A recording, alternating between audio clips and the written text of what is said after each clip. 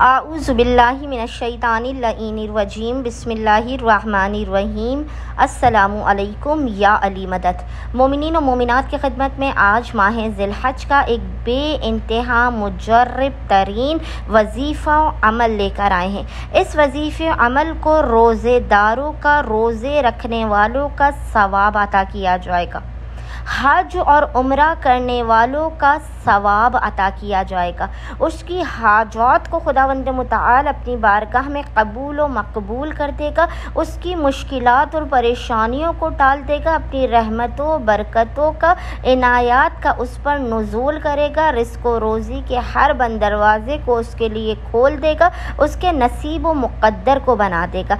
बेइंतहा ये मुजर्रब तरीन 1 मिनट का वजीफ़े अमल है, जिसे मोमिनीन ने माह ज़िलहज के महीने में रात को सोते वक्त करना है। बस मोमिनीन ने करना यह है कि रात में सोते वक्त आपने मोहम्मद और आले मोहम्मद पर अव्वल व आखिर 3 मरतबा 3 टाइम्स दुरूद भेजने के दरमियान में 1 मरतबा 1 टाइम सूरह फलक की तिलावत करनी है। सूरह फलक की आपने 1 मरतबा तिलावत करनी है। खुदावंद मुताल को मोहम्मद और आले मोहम्मद के हक़ का वास्ता देकर अपनी हाजात को तलब करना है। मुश्किलात के ख़ात्मे की दुआ करनी है।